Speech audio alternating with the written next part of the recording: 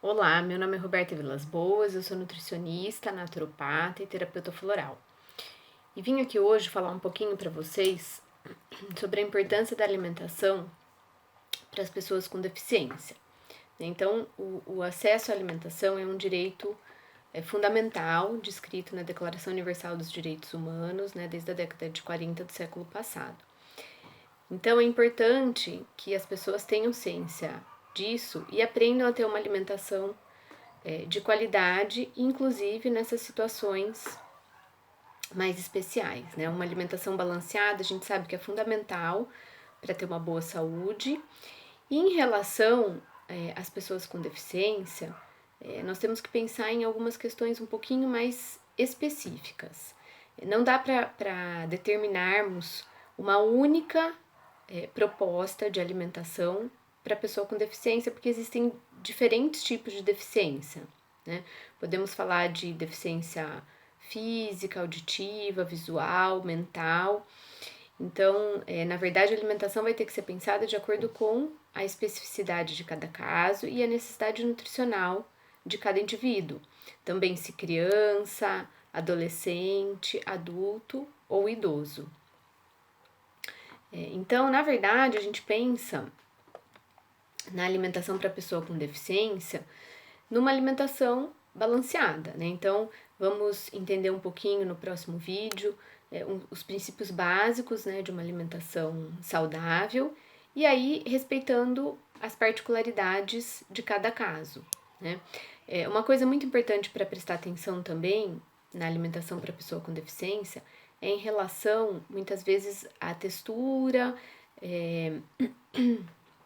e à consistência do alimento. Muitas situações pedem uma consistência diferenciada, então, às vezes, por dificuldade de deglutição ou de mastigação, é necessária uma dieta mais pastosa, com uma composição um pouquinho mais específica. Então, isso também é muito importante se atentar, porque é bem comum que as pessoas com algum tipo de deficiência tenham que ajustar a consistência dos alimentos, né? Muitas pessoas com deficiência também têm dificuldade de mobilidade, então isso faz com que elas tenham uma tendência a ganhar mais peso.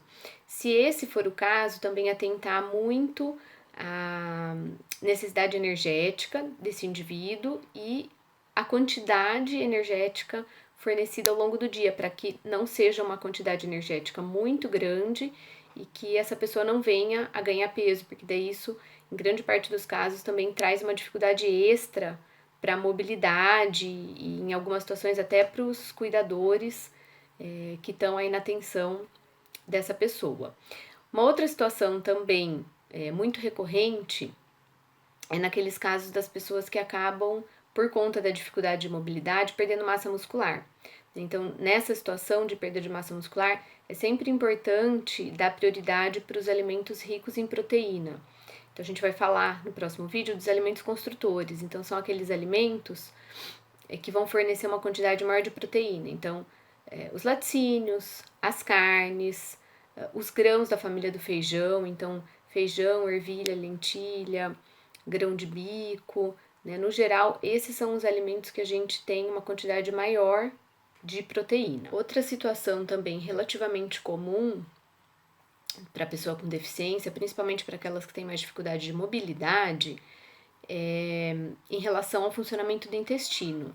Então, atentar ao conteúdo de fibra da alimentação, né, tanto fibra solúvel quanto insolúvel, e a ingestão de água, de líquidos, né, no geral, suco, água de coco, chá e água.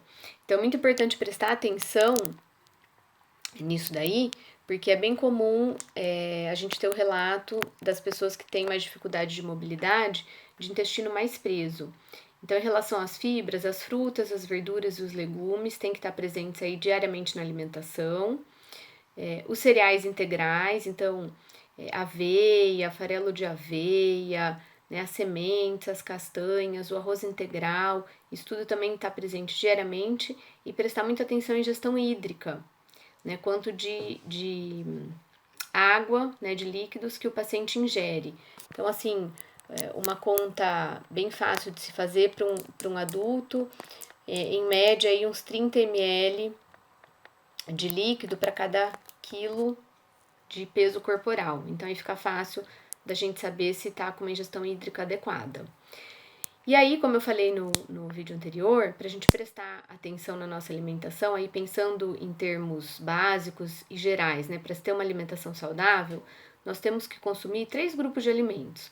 Então, os alimentos construtores, os alimentos energéticos e os alimentos reguladores. Então, como eu disse anteriormente, os alimentos construtores são aqueles que nos fornecem proteína. Então, leite e derivados, carnes e ovos, e as leguminosas, que são os grãos da família do feijão. Depois disso, nós temos os alimentos energéticos, que são aqueles que, como o próprio nome diz, nos dão energia. Então, são as fontes de carboidrato e de gordura. Então, a gente tem aí os tubérculos, o arroz, os pães, os biscoitos, as massas e as fontes de lipídios, de gorduras, né? Os óleos, as castanhas, todos esses alimentos nos fornecem a energia suficiente para a gente desenvolver as atividades ao longo do dia. E os alimentos reguladores são aqueles que nos fornecem vitaminas e minerais que ajudam a regular o nosso metabolismo e o nosso organismo. Além disso, é um dos grupos que também nos fornece bastante fibra. Então, é importante estar diariamente na nossa alimentação. Então, frutas, verduras e legumes. Então, pensando nesses 3 grupos de alimentos, né, os alimentos construtores, reguladores e energéticos, eles têm que estar presentes diariamente na nossa alimentação. E, se possível, na composição das nossas refeições principais. Então, café da manhã, almoço e jantar, nós temos que ter esses 3, pelo menos um alimento desses 3 grupos de alimentos, né? Então, pensando aí num café da manhã, um pão integral com queijo branco e uma fruta e uma xícara de chá. Pensando num almoço ou num jantar, né? Um pouco de salada, pode ser crua, pode ser cozida.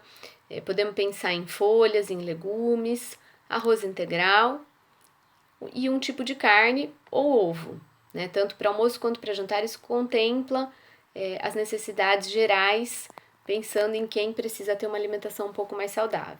Espero ter ajudado um pouquinho vocês com as informações e até a próxima.